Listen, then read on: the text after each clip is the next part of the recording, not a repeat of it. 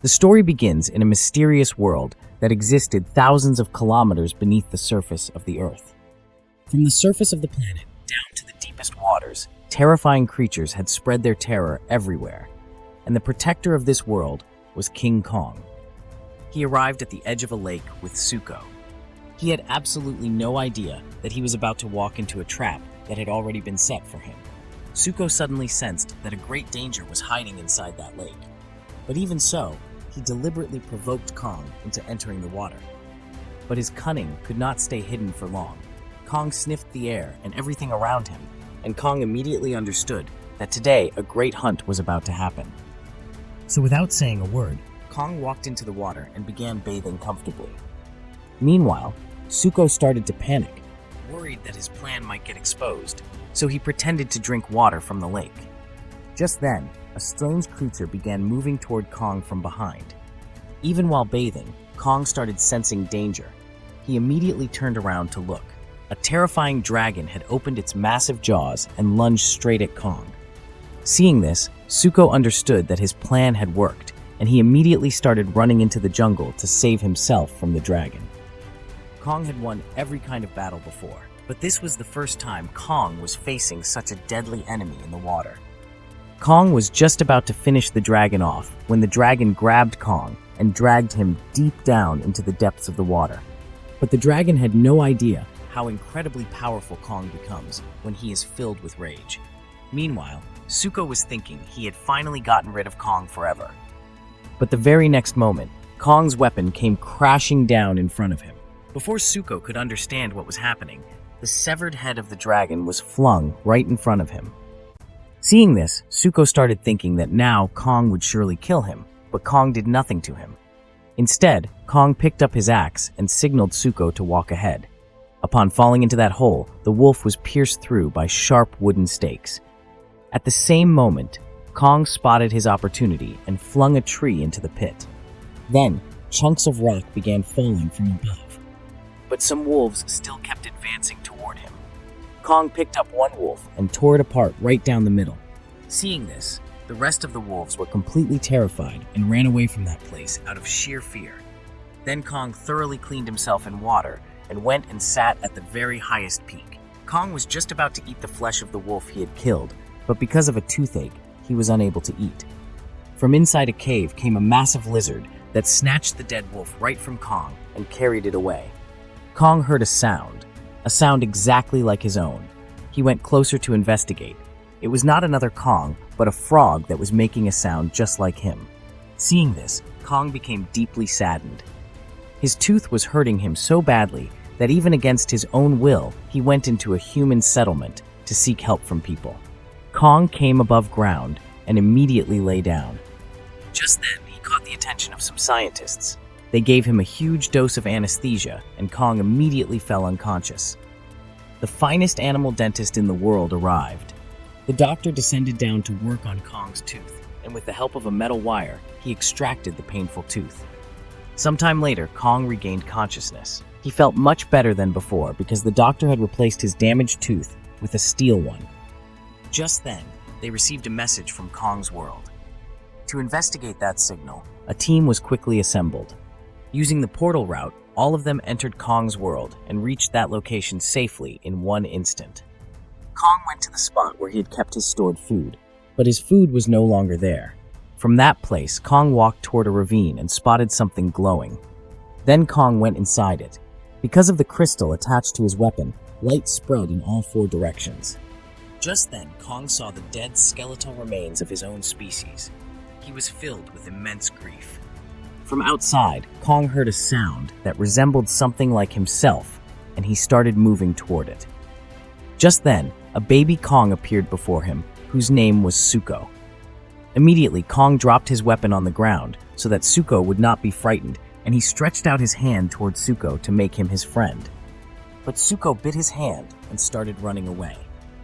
Kong started running fast after him to catch him. Just then, a bald gorilla stepped in front of Kong, and his companions attacked Kong, trying to finish him off. The bald gorilla moved forward to strike Kong down. But since Kong was far more powerful than all of them, he gave them all a thorough beating. Then Suko climbed up onto Kong's face and started biting him. But King Kong used Suko himself as a weapon and thrashed all of them badly. Just then, one gorilla was about to fall into a ravine, but Kong quickly and swiftly caught that gorilla and pulled him back up to safety. But instead of feeling any gratitude, that gorilla was about to attack Kong with a knife.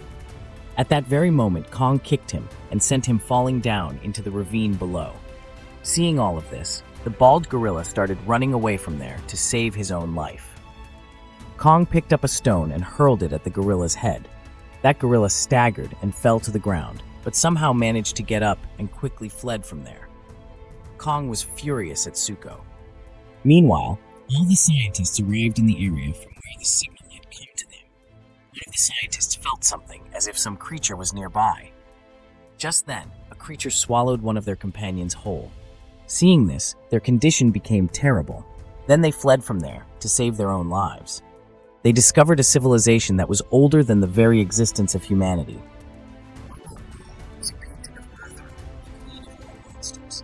Just then, Gia noticed a stone protruding out from the wall, and she pushed that stone inward. Then water began pouring out from it. That water began flowing downward through a channel. All of them started following the water. The water went and met a wall that looked like it could be a portal to another world. Seeing this, everyone was completely astonished.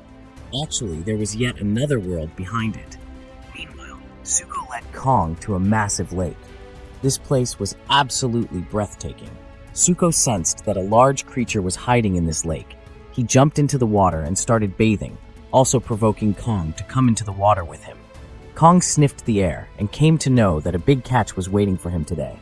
Suko wanted Kong dead so he could be free of him forever. Just then, from behind Kong, a massive creature was rapidly advancing toward him.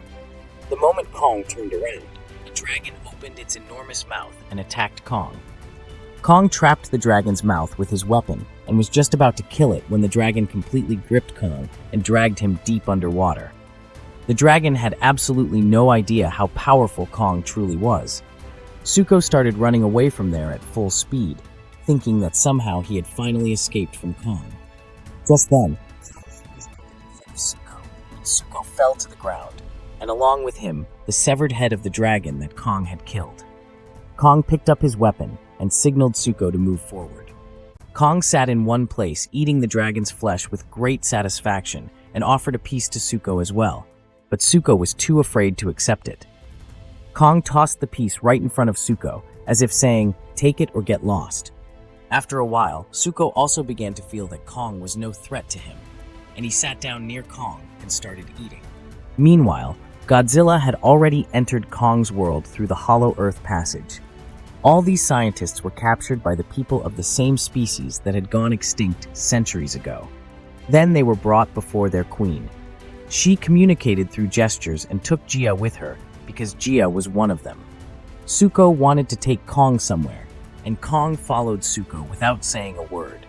Kong arrived at a place he had never been to before. Kong saw others like himself. He could not believe that there would be Kongs like him living in such a wretched condition.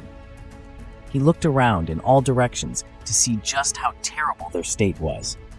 Seeing all of this, he became deeply heartbroken because all the Kongs were in terrible shape and they were completely terrified as well. Actually, all of them had been enslaved by a gorilla named Skar King. Whoever did not obey Skar King's commands, he would immediately eliminate them. Because of this, deep fear had settled inside all of them. Skar King looked at Kong's metal tooth and started laughing loudly.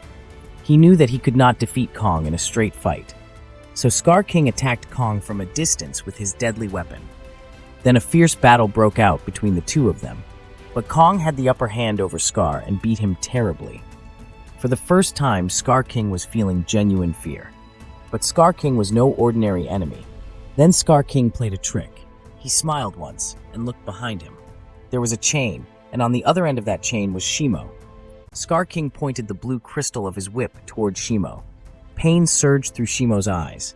She did not want to do this, but the agony from the crystal was so horrific that she was helpless. Shimo opened her massive mouth and unleashed an icy breath upon Kong. Kong tried to dodge it, but nobody could escape at that speed. His one arm became completely frozen in ice. The pain was so intense that his axe slipped from his hand and fell to the ground below. Suko showed Kong an escape route because Kong could not defeat Shimo. Then Kong fled through that cave passage. Skar King picked up Kong's axe and swung it in the air as if saying, "What will you do now?" For the first time, Kong realized that he could not win this fight alone. Skar's pet gorillas began chasing Kong, but Kong had already laid a trap for them. Kong had arrived back at his home. He was in absolutely no condition to fight anyone. These gorillas had come very close to Kong and were just about to kill him when a massive amount of stones and boulders came crashing down on top of them, and all of them were killed and buried under those rocks. Actually, it was Suko who had dropped the boulders on all of them. He came to Kong, looked at his hands, and saw they were in terrible shape, and because of this, Kong had also become weak. Then he went to the humans to seek help, and as soon as he arrived, Kong collapsed on the ground. Kong could sense Gia. It was only because of her that Kong had been able to reach their world. After a little while, Kong fell unconscious. The scientists examined Kong's hands and found they were completely destroyed. A doctor went close to him to see what could be done to fix them. The doctor went to an old outpost and brought back a new technological armor and fitted it onto Kong's hands. Along with that, he also gave him painkillers so that Kong's condition would return to what it was before. And that is exactly what happened. Kong immediately stood up and began roaring with full strength. It seemed as though the armor had been made just for him.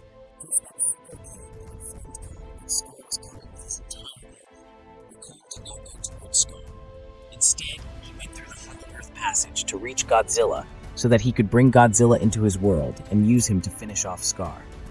In Cairo, Egypt, Kong and Godzilla came face to face. Kong wanted to bring Godzilla to Skar without having to fight him first, but that did not happen. Godzilla advanced rapidly toward Kong, as if he was determined to destroy him completely. Godzilla attacked Kong with full force. Godzilla was thinking he would defeat Kong easily, and he started striking Kong with his claws. Just then, Kong landed a tremendous punch on Godzilla that sent him crashing to the ground, and Kong kept delivering punch after punch until Godzilla was in no condition to get up. Kong was dragging Godzilla toward the portal passage when Godzilla finally unleashed his true power. He released atomic energy from his mouth that was so powerful that Kong was forced to flee far away from it. He tried to hide behind the pyramids, but Godzilla released so much energy that the pyramids crumbled to rubble with ease.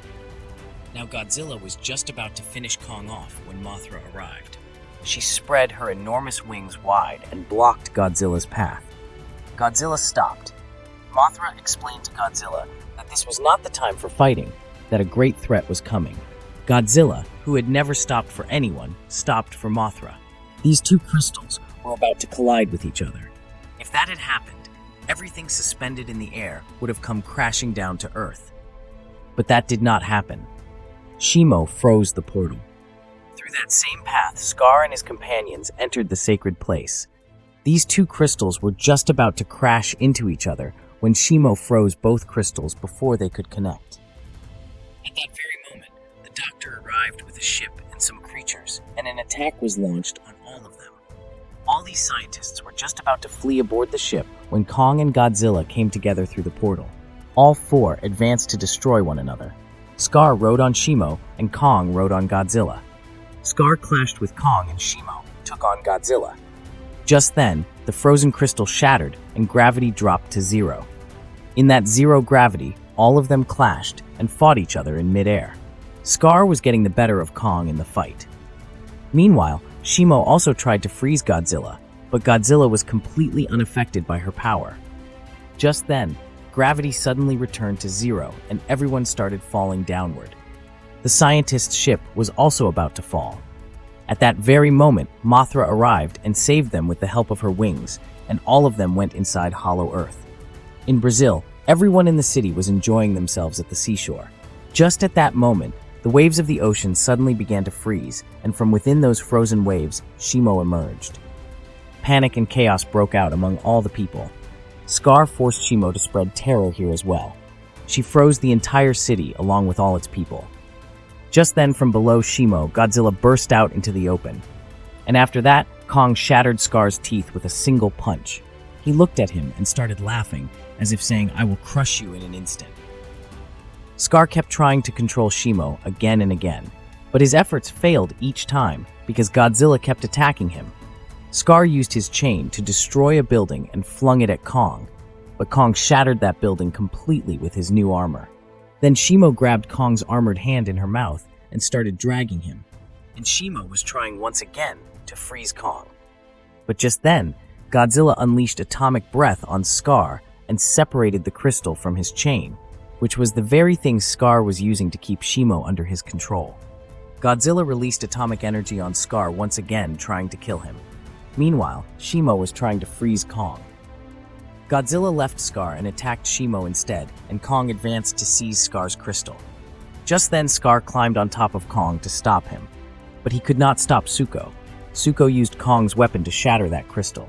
After that, Kong tossed Skar around like a ball, slamming him again and again. Skar ordered Shimo to attack, but because the crystal had been shattered, Shimo was now free. This time, Godzilla gave the command to Shimo and she completely froze Skar solid.